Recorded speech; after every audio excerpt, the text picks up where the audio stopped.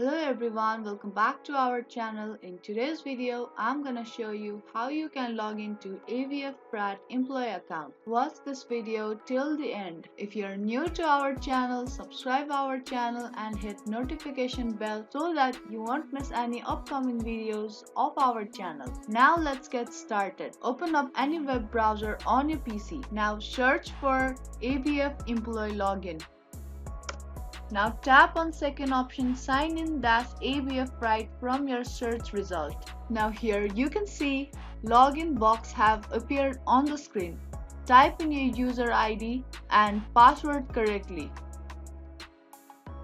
Make sure you have typed in your user ID and password correctly. After that, tap on sign in button to get logged into your account.